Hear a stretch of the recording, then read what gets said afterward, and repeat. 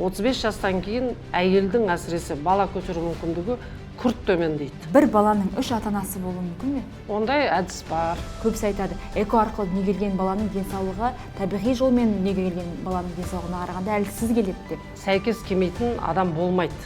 Бір-біріне бәрі сәйкес келеді. Әлемдегі репродуктология бұл медицинаның бір үлкен мүмкіндік беретін саласы ретінде қарастырыла ма, әлде бизнес көзіне көбірек айналып кетті ме? Ол да адамына байланысты. Баршаңызға қайырлы күн. Неме 360-та бүгін ерекше шығарылым, өйткені ерекше қонақ, Қазақстандағы эко саласының негізін қалаушы, биология ғылымдарының докторы, профессор, NGC халықаралық репродуктология орталығы және экомед адам ұрпағын өрбіту клиникалар тобының ғылыми директоры, Қазақстан Республикалық ұлттық ғылым академиясының құрметті мүшесі Салтанат Байқошқарова. Саламатсыз ба? Қош келдіңіз. Біздің ұсынысымызға келісіп, осы студияға келіп, көрермендерімізді ақпараттандырып жатқаныңызға үлкен алғысымды білдіремін. Рахмет. Сізбен осы репродуктология саласына қатысты жазылған түрлі сұхбаттарды көріп шықтым. Біз әрине, сіз енді репродуктолог болғаннан кейін осы салаға тоқталамыз, бірақ бүгінгі әңгімеміздің әлқиссасын кішкене басқа тақырыптан бастағым келеді. Қазақстан 197 мемлекеттің ішінде денсаулық индексі бойынша 55-ші орынды иеленеді екен, ал бірінші орындарда ол Тайвань, Сингапур сияқты мемлекеттер. Осы орайда тек қана дәрігер маманы ретінде емес, осы қоғамның мүшесі ретінде, белсенді мүшесі ретінде сұрағым келеді. Қалай ойлайсыз, біздің қазақстандықтар қаншалықты өздерінің денсаулығына жауапкершілік алады, қаншалықты медицина тақырыбына келгенде сауатты? Халықтың бәрі бірдей емес қой, мысалы. Сауатты кісілер бар, сауаты жете бермейтін кісілер бар, мысалы. Бірінші орынға өзінің денсаулығын емес, айналасындағы болып жатқан жаңа тірліктерге мән беретін, уақытын жоғалтып алатын, денсаулығына қараудың орнына кейін ауырғанда бірақ дәрігерге баратын сондай жағдайларда көп. Оны өзіміз білеміз. Сондықтан енді қазіргі кезде бір қуантатыны, әйтеуір жастар қазір сауаттанып келе жатыр деп ойлаймын. Енді әсіресе қалада тұратын, әсіресе үлкен қалаларда тұратын. Олар көбінесе енді жылына бір рет дәрігерге баруға тырысады. Өз саламызда қандай жетістіктер бар, мысалы жастарға 18-20 жасқа келген кезде міндетті түрде репродуктолог дәрігерге қыз бала бару керек, ұл бала андрологқа бару керек, ең болмаса бір рет өздерінің болашақ ұрпақты болу мүмкіндіктерін анықтап алу керек. Ол үшін көп барып керегі жоқ дәрігерге. Жақсы дәрігер болса, мысалы репродуктолог, андролог, онда бір реттен барған кезде, сол кезде болашақта ұрпақты болу мәселесін алдын ала жоспарлауға болады. Өйткені қазіргі кезде өкінішке орай енді кеш үйленеді, кеш ұрпақты болуды жоспарлайды, мысалы, сөйтіп жүріп уақытын жоғалтып алады дегенде, ол енді өз салама байланысты. Журналистік қызмет барысында бізге көптеген адамдар хабарласып өздерінің жағдайларын түсіндіріп жатады. Соның ішінде перзентханаға қатысты даулар өте жиі болады. Әсіресе оңтүстік, яғни Сарыағаш, Шымкент жақтардан. Менің қызым 5 баланы босанып еді, 6-шы баласына келгенде дәрігерлер дұрыс қарамағандықтан қызым босану барысында қайтыс болып кетті. Ана да бала да көз жұмды деген сияқты жағдайлар өте жиі кездеседі. Осы орайда қалай ойлайсыз? Қоғамдағы көптеген қыз келіншектер дәрігерлерге сенбей жатқан сияқты бір көзқарас қалыптасады. Сенбе дейсіз ба? Немесе дәрігердің квалификациясына қатысты. Қай дәрігердің қаншалықты сауатты екенін біз білмейміз ғой. Осы орайда біз көріп отырған келіншектер дәрігерді таңдау барысында қандай алгоритмге сай жұмыс істеу керек? Таңдау өте қиын. Ол тек қана анау жаңағы неде ақпарат жинайды ғой, отзыв дейді ғой, жаңағы пікір жинап сол жақтан. Мен ол пікірлерге онша сене бермеймін көбінесе, мысалы. Мен өзім бір дәрігер таңдауым керек болса, бірнеше дәрігерлерден сұраймын. Қайсысына сенуге болады, қайсысы дұрыс, қайсысының квалификациясы қандай. Өте қиын ол, расында да. Сол үшін ғой мен айтатыным, тіптен Германияда болсын, мысалы, бір дәрігер айтты екен деп, оны мүмкін оған да 100% сенуге болмайтын шығар. Екінші мнение деп, олар өздері екінші көзқарас деп өздері ұсынып жатады. сіз тағы бір дәрігерді көріңіз. Менің әріптесіме барып көріңіз деп. Әріптесіме барып көріңіз мысалы деп. Өйткені медицинада абсолютті нәрсе жоқ. Мынау ақ, мынау қара, бітті, тек қана 100% былай болады, немесе 100% былай болады деген жоқ. Өткенде бір тіптен бір өзі дәрігер, мен таңғалдым, бір үлкен орталық медициналық жақсы дәрігер, өзі 40-тан асқан, сол өзінің асқазанының жаңағы онкологиялық ауру екенін байқамаған. 4-ші стадияға келгенде бірақ білген, мысалы. Қарап отырсаңыз, қандай өзі елді емдеп отыр. Қаншама адамдар кейде білінбейді ғой, ауру деген білінбейді мысалы. Мүмкін ол 1-2 жыл қаралмаған шығар өзі, асқазанын тексертпеген шығар. Содан кейін бір әлсіреп өзі шаршағанда адам ойлайды ғой, мен енді жұмыстан шаршап жүрмін деп. Сөйткен кезде қан тапсырған кезде өзінің қанының жаңағы құрамы дұрыс болмағандықтан ары қарай тексерілген кезде өзі таңғалған. Содан сол кісінің өзі мысалы өзінің ауруын жазып жатыр қазір Инстаграмда. Мен мынандай дәрігерден мынандай пікір алдым, мына дәрігерден мынандай пікір алдым. Шетел мысалы өздері енді мүмкіндіктері бар, онлайн Америкамен,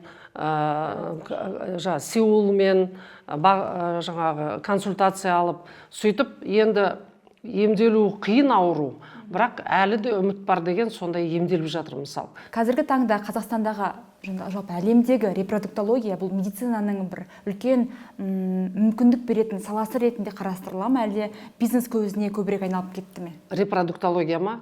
Ол да адамына байланысты.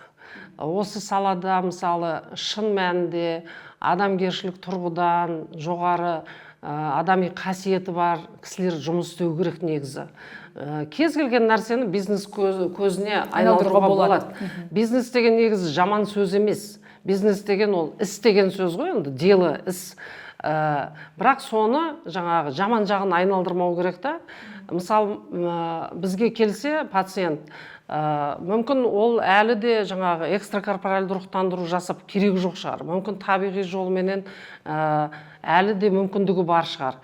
Немесе ол біз қараған кезде міндетті түрде мысалы адамға байланысты ғой. Тек қана ақшаны ойлайтын адам болса, айтады, онда тек қана осы эко жасап болды. Ол жасына да қарамайды. Мүмкін жас келіншек шығар, мүмкін 1-2 жыл ғана әлі көтермей жүрген шығар. Әлі де мүмкіндік беру. Әлі де мүмкіндік беруге болатын шығар мысалы. Егер ол жас әйел болса да, бірақ 2 жатыр түтікшесі бітеліп қалған болса, немесе жатыры жоқ болса, немесе ұрығы жоқ болса, немесе күйеуінде ұрығы әлсіз 1-2 ғана болса мысалы, немесе жатыр түтікшелер алынған болса мысалы, асқыну процесінен, немесе жаңағы внематочный беременность дейді ғой, жатырдан төс жүктілік, онда амал жоқ, экоға бірденен барады. Оңды солды ақшасын шығара бермеңіздер. Өйткені сіздер өздеріңізді сол кісінің орнына қойыңыздар.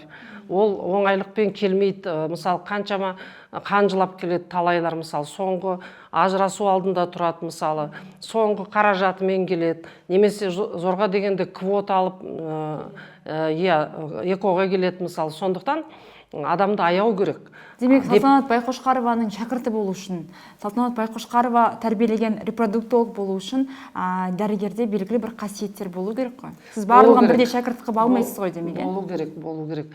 Біріншіден жақсы оқу керек, үздік оқығаны дұрыс негізі. Сіз сонда мектеп кезіндегі аттестатты бастап қарайсыз ба? Мен сұраймын, қалай бітірдіңіз мектепті, қай тілде, қай жақта оқыдыңыз? Фундаментіңіз қалай құйылды? Ата-анаң кім?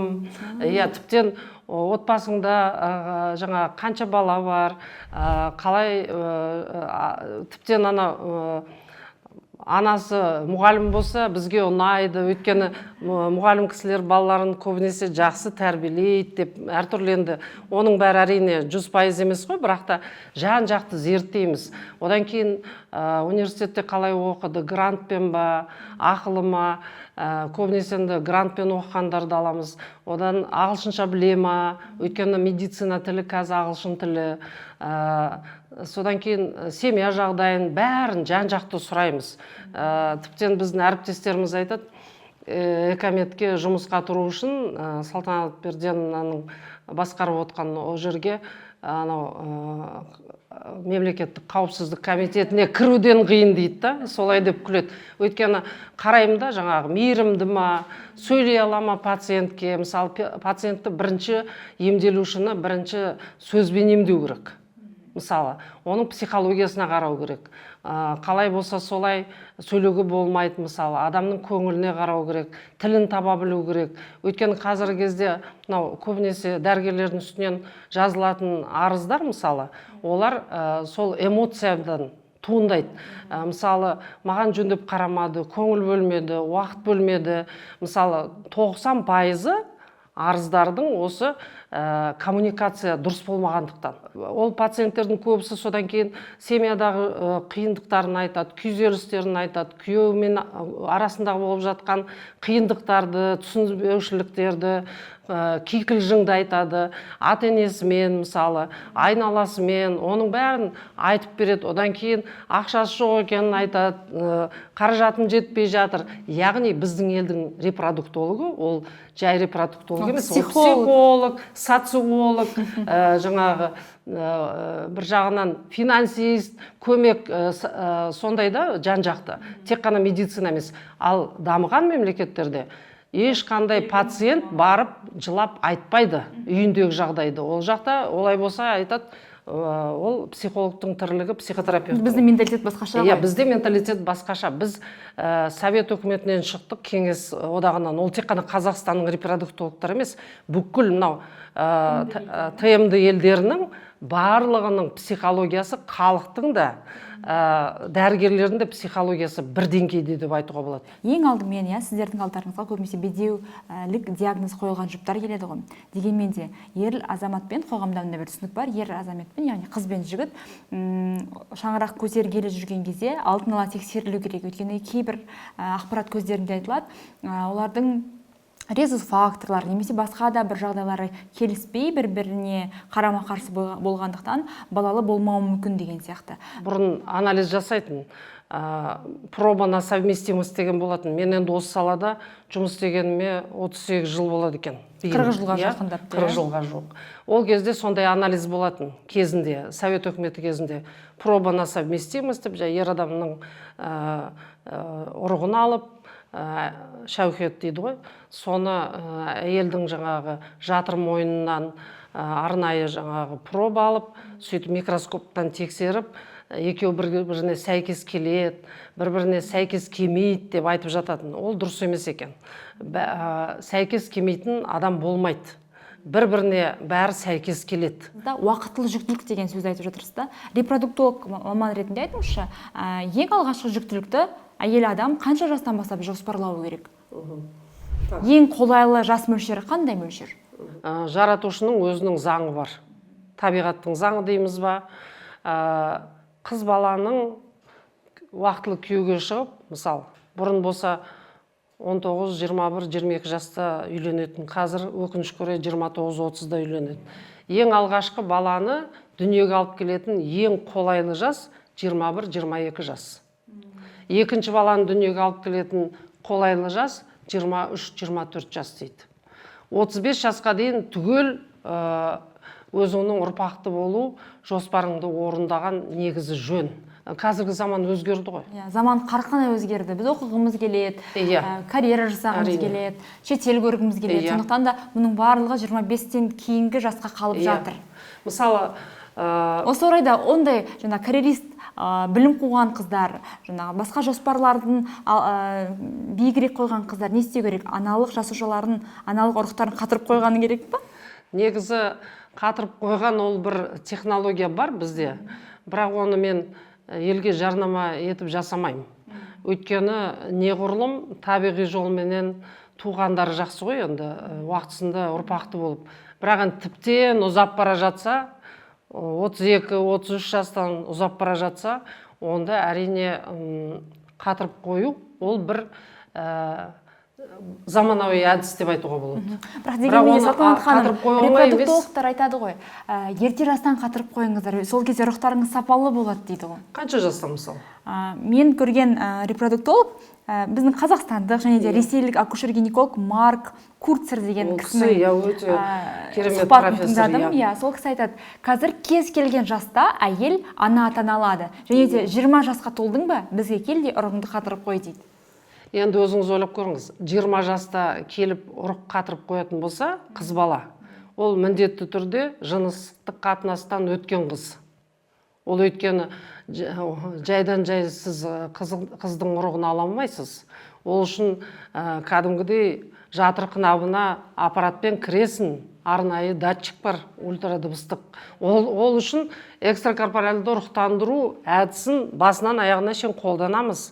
Өйткені ол қыз баланы ол үшін гормондық стимуляциядан өткіземіз, одан кейін наркоз береміз, ода бірнеше фолликул өседі, оны инемен тесіп, қан ағады әрине, ол ауырсынады, мысалы, ол оңай нәрсе емес. Инемен тесіп әрбір фолликулын аламыз, одан кейін ол қалыпты жағдайға келгенше үлкен болып кеткен аналық бездер, мысалы, орнына келу керек, оған бір ай уақыт кетеді, мысалы. Сондықтан ол 2-3 ай жүретін процесс. Енді адами тұрғыдан онша жақсы нәрсе деп айтпаймын. Сондықтан жастардың бәріне келіп ұрық тапсыр, оның бәрін қатырып қоямыз деген ол бос әңгіме. Ерлі зайыптылар қашан олар бізде бедеулік проблемасы бар сияқты деген бір тұжырымға келу керек? Енді үйленгеннен кейін жастар бір жылдың ішінде, егер бәрі дұрыс болса, онда бір рет әйтеуір үйленген қыз бала көтереді. 12 айдың ішінде бір рет көтереді әйтеуір. 12 айдың ішінде 12 рет овуляция бола ма, жоқ, 5 рет бола ма, 6 рет бола ма, соған байланысты, мысалы, өзінің организм ерекшеліктеріне байланысты 12 айдың ішінде бір рет көтеру керек әйтеуір. 12 айдың ішінде көтермеген болса, жүкті болмаса, онда дәрігерге бару керек, репродуктологқа бару керек. Жалпы гинекологтар бұл мәселені толық шеше алмайды. Сондықтан ол репродуктолог деген кім? Ол гинеколог, бірақ та арнайы осы ұрпақсыздық мәселесіне байланысты заманауи ақпараты бар, білімі бар сондай мамандар. Ал егер 35 жасқа келіп үйленсеңіз, жартақ жыл күтуіңіз керек, 6 ай. 35 жастан кейін әйелдің әсіресе бала көтеру мүмкіндігі күрт төмендейді. Енді өзіңізге сұхбат барысында айтып кеткен едім, біз бұға дейін де репродуктология саласы туралы интервьюлар циклін шығардық, және де сол бір комментарийлардың арасында әлі де эко деген процестің қалай жүзеге асатынын түсінбейтіндер бар деп. Себебі басына түспегеннен кейін эко деген ол сол ерлі зайыптының баласы емес, ол басқа бір адамның ұрығын пайдаланды деп ойлайды. Осыған бір тоқтау қою үшін қарапайым тілмен бізге түсіндіріп берсеңіз. Енді экстракорпоральное оплодотворение дейді, орысша, қазақша экстракорпоральды ұрықтандыру деген адам организмінен тыс, бірақ ол жасанды балалар емес, олардың бәрі сол болашақ анадан, болашақ әкеден алынатын ұрық, екеуін қосып, екеуі бір себептермен организмде кездесе алмай жүрген, мысалы жатыр түтікшелер бітеліп қалған, немесе еркектің ұрығы нашар болуы мүмкін, немесе басқа да проблемалар болуы мүмкін.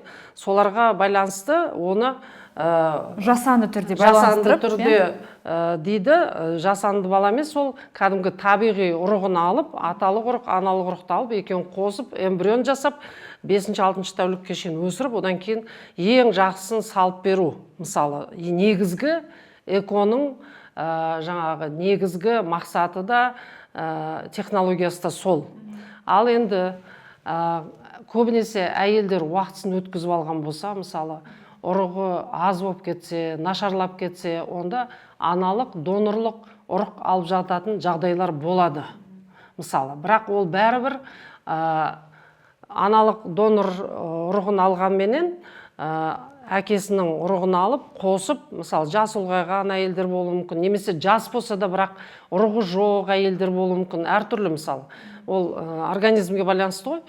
Сөйтіп алып, қосып салсақ, ол әйел 9 ай көтереді, ол бәрібір өзінің баласы болады. Өйткені ол өзінің қаны, жаны бәрі бір. ол баламен, мысалы. Ол біреудің баласы емес.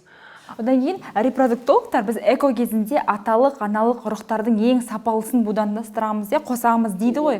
Сол кезде табиғи жолмен дүниеге келгендер адам айтады екен, және комментарийлерді да көрдім. Сонда біз не сапасыз ұрықтардан жасалдық па деп? Жоқ, ол да сапалы, өйткені ол не бар ғой, мынау естественный отбор деген бар биологияда. Естественный отбор деген сол біз, сізбен біз қазір дүниеге келіп отқан, табиғи жолменен әйтеуір келіп қалдық осы дүниеге. Оған енді сол уақытта, сол айда, сол бір сәті түсіп қалды. Басқа айда болғанда, мысалы, біз дүниеге келмес едік. Ал енді экода бұл бар, бізге келетін әйелдер, ер адамдар, олар жастар емес қой. Мысалы, біздің әке-шешелеріміз жас кезде үйленіп, жас кезде бізді тапты. Мысалы, мені 21 жастама анам туды, ең алғашқы баласымын. Енді бізге келетін жастар емес қой көбінесе. Бізге келетін орта шамамен алғанда 38 жастағы. Енді 38 жастағы жұбайлар, мысалы, уақытысында үйленсе, немере сүюге болады, керек десеңіз. Мысалы, 18-19 жаста үйленсе, немере сүюге болады да, олардың баласы да 18-19-да үйленсе. А олар енді немере сүюге жақындап қалған уақытта балалы болуға келеді. Олардың ұрығының сапасының көбісі нашар. Содан кейін амал жоқ, қолдан, жаңағы искусственный дейміз ғой, сұрыптауға тура келеді. 70-80%-ында ұрығы жоқ еркекке көмектесуге болады. Енді бөтен еркектің ұрығын алатындар кем-де-кем. Өте сирек. Ал бөтен әйелдің ұрығын алатындар? Бөтен әйелдің ұрығын алатындар біраз көптеу. Өйткені бір 20% ба, 15-20% деп айтуға болады. Өйткені уақытысын өткізіп алады. Сіздің тәжірибеңізде сәтсіз аяқталған эколар қаншалықты жиі кездеседі? Қазір өте сирек. Қазір, мысалы, аңсаған сәби бағдарламасы бар ғой, квоталық, мемлекеттік. Соңғы 5 жылда өте қарқынды жүрді. Биыл енді кішкене тежеліп барып, енді ары қарай жалғасып жатыр. 7000-ға дейін квота берілді. 7000-ға шейін квота берілді осы былтырғы жылға дейін. Сонда қарап отырсаңыз, соның ақпараты бар. Кәдімгі мемлекеттік ақпарат жүйесі арқылы, дамумет дейді, сол арқылы біздің нәтижемізді 19 клиника атсалысты, соның ішінде біздің 4 клиника атсалысты. 33%-ға жуық квотаны біз алдық. Сонда қарап отырсаңыз, сол жерде кім қаншасыншы орында, кім нәтижелі, қанша бала туды, соның бәрі көрініп тұр. Жалпы алсаңыз, әрбір екінші әйел балалы болды. Керемет көрсеткіш. Керемет көрсеткіш. Бір жылдың ішінде мүмкін бір рет салғаннан, мүмкін сол жылы қатырылып қойған эмбрионды екінші рет болмаса үшінші рет салғаннан, бірақ 7000 квота берсе жылына, соның 3000-нан астам әйел балалы болды. Ол керемет көрсеткіш мемлекет бойынша. Олардың бірталайының эмбриондары әлі қатырылып жатыр. Олар біраз айналып келгеннен кейін, бала туып келгеннен кейін тағы да салса, тағы да балалар шығады ол жерден. Сондықтан бұрын мысалы білмейді ғой ел ақпаратты. Әркім мақтанып айту мүмкін, мен де кереметпін, мен де пәлен пайыз нәтижелілік, жүктілік, маған келіңдер деген сияқты. Ал енді қазір нақты көріп отыр. Салтанат ханым, енді мына сұрақты сізге талай рет қойған шығар мамандар, дегенмен де тағы да бір рет біздің көрермендер үшін сұрағым келеді. Эко арқылы дүниеге келген бала мен табиғи жолмен дүниеге келген бала. Бұл екі баланың айырмашылығы бола ма? Және де көбісі айтады, эко арқылы дүниеге келген баланың денсаулығы табиғи жолмен дүниеге келген баланың денсаулығына қарағанда әлсіз келеді деп.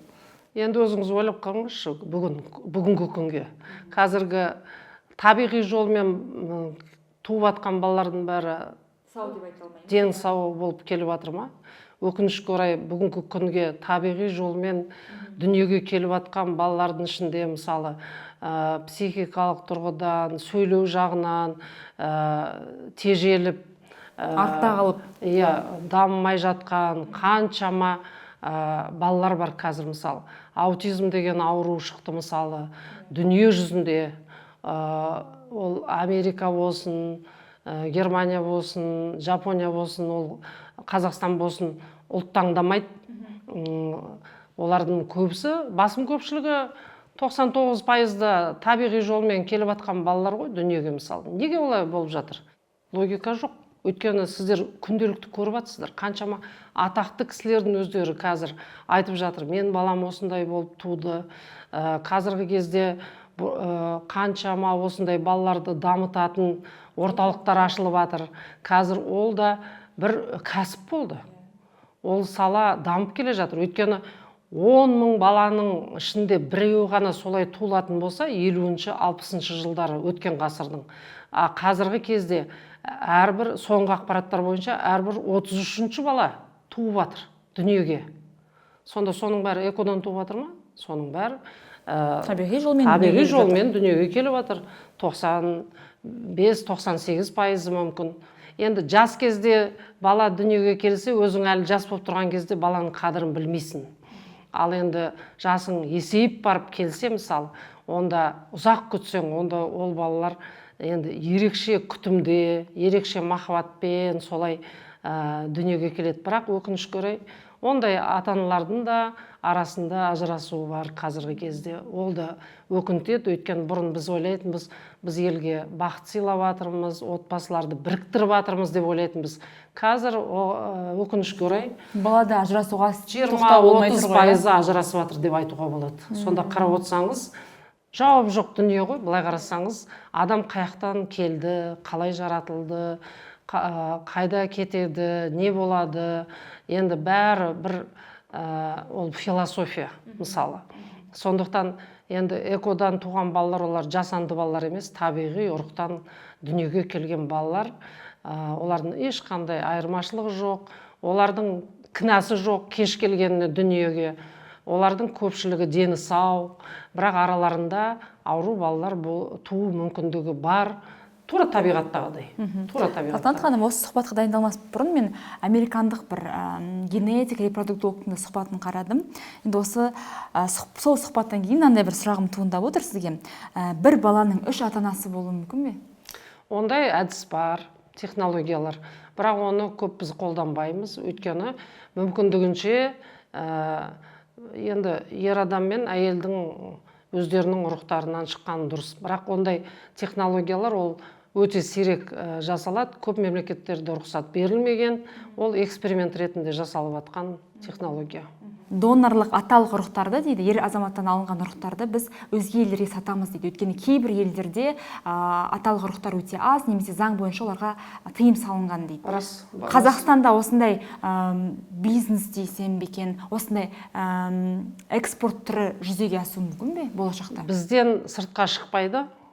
Бірақ бізде кейбір әйелдер мысалы біраз уақытысын өткізіп алған, күйеуі жоқ мысалы, өте білімді, бірақ біраз жасқа келген, солар өздері қатты таңдайды. Мысалы, аталық ұрықтың кез келгенін ала бермейді. Тіптен өткенде біздің осы жерде NGC деген клиникамыз бар ғой, Алматы қаласында. Премиум клиникаларымыз, сол жерде енді халықаралық репродукция орталығы дейміз. Сол жерде екі пациентті көрдім. Бір деннен келген жоқ олар. 2-3 айда арасында бір рет бір пациент келді, одан кейін екінші. Олар арнайы Европадан осы аталық ұрық банкінен кез келген адамды ұрығын алғысы келмейді олар. Олар әбден тексерілген, интеллектісі өте жоғары, қымбат ұрықты. Мысалы, бір ғана аталық ұрықтың бір порциясын алдырту, мен естуімше 1,8 теңгеге тапсырыс берді. Соны жеткізуі бар, сондай Европадан. Мына жағдайы бар, мүмкіндігі бар әйелдер, кейде тіптен ойласаң, артық білім алып қойған ба деп ойлайсың да, тым терең ойлайтын. Сондай кісілерді көріп мен таң қалдым өзім. 1-2 сондай бізде пациент болды. Мен айтам, не азап Қазақстаннан алуға болады ғой. Кейбіреулер Ресейдегі банктен тапсырыс береді. Ол рұқсат берілген. Курьерлік үлкен компаниялар арнайы сосудтарда, мынандай сосуды дюара дейді, кішкентай арнайы сонымен тасиды, мысалы, тапсырыс берсе. тіптен өздерінің эмбриондарын анау Америкадан алып келіп бізде салдырғандар бар, мысалы өз эмбриондарын сол жақта жасап, эко мысалы жүктілік болмаған, бірақ кейін енді ол жақта тұруға мүмкіндік жоқ болады, мысалы сондайда тапсырыс береді. Ондай курьерлік компаниялар дайын эмбрионын өздерінің бір кездегі бір баланы туып алды, мысалы тағы да бірнеше эмбрионы бар, бірақ Америкада бірнеше рет салуы да мүмкін, одан сәтсіз болуы мүмкін, содан кейін осы жаққа көшіп келіп қайтадан жұмыс бабында алдыртқандар бар. Баланы жоспарлау кезде, айкод жасатар кезде баланың бет әлпеті немесе жынысын таңдауға бола ма? Жынысын біріншіден бет әлпетін таңдау мүмкін емес. Екіншіден жынысын көруге болады. Генетикалық диагностика жасасаңыз, ол ма қыз ба, дені сау бала ма, жоқ па, оны алдын ала білуге болады. Бірақ 100% емес. Ол ма қыз ба, оны анық көруге болады. Ал бірақ ауру бар ма, жоқ па, 99%-ында нақты жауап болады. Мысалы, өзі бала көтере алатын әйел болса, өзі жүкті бола алатын, оған эко жасалмайды. Яғни оған міндетті түрде эко жасап, біз ол немесе қыз салып бере аламыз деп айта алмаймыз. Өйткені заңда ондай жыныс таңдауға рұқсат жоқ негізі. Бірақ дегенмен 5 қызы болса, одан кейін өзі бала көтере алмай қалса, онда 6-шысында эко жасап көруге болады, мысалы. Деген дейді, бір мысал. Алдында бізде онкологтармен сұхбат болған болатын. Сол кезде ол кісілер эко жасататын кезде әйелдерге жаңа өзіңіз айтқан гормоналды стимуляция процесі жасалады. Сол осы уақытта әйелдердің бойында онкопроцестер оянуы мүмкін деді. Негізі ондай ғылыми ақпарат жоқ, ондай ғылыми дәлел жоқ. Ол көп рет айтылды, сондықтан да мәселе ол онкологиялық жасушалардың пайда болуы ол экоға байланысты емес, гормондық стимуляцияға байланысты емес, жалпы адамзаттың өмір сүру бүгінгі салтына байланысты. Біз табиғи жағдайда өмір сүріп жатқан жоқпыз. Біз жеп жатқан тағамымыздың бәрі қолдан жасалған, ешқандай табиғи емес. Жеп жатқан етіміз де, ішіп жатқан суымыз да, жеп жатқан, тіптен айтады ғой, көкөніс жеу керек, бірақ олардың бәрі қоспа ғой. Бәрі дұрыс өсірілмеген, табиғи емес. Сонда сол жақтан іздеу керек қой мәселені. Неге онкологиялық аурулар көбейді? Неге? Өйткені айналаның бәрі радиация. Қазіргі кезде барлық жерде гаджет, неше түрлі қол телефондары, мысалы, қойын қоншымызда, жеп жатқан тағамымыздың бәрі табиғи емес. Көп дәрі қолданамыз. Біз халқымыз өте дәрі көп қолданады.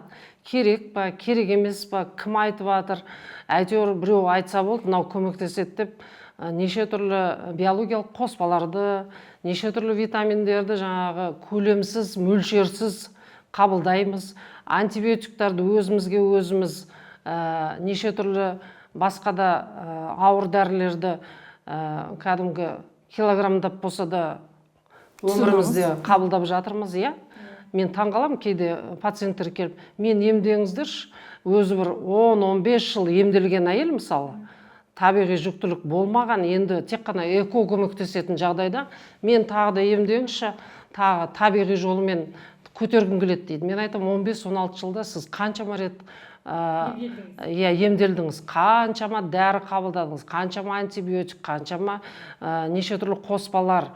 Енді бітті ғой, енді организміңіздің бәрінде химиялық ластану бар, мысал. Енді мен көріп отырып, бұл әдіс дәрілер көмектеспейтін көріп отырып, сізге қайтадан соны берейін ба, мысал? Жоқ, маған антибиотик беріңіз, маған мынандай вирусым бар, мынандай микробым бар деп өздері диагноз қойып келеді. Біз өзіміз негізі көпшілік иығын беріп тұрады емделуге, артық емделуге, керек емес дәріні қолдануға.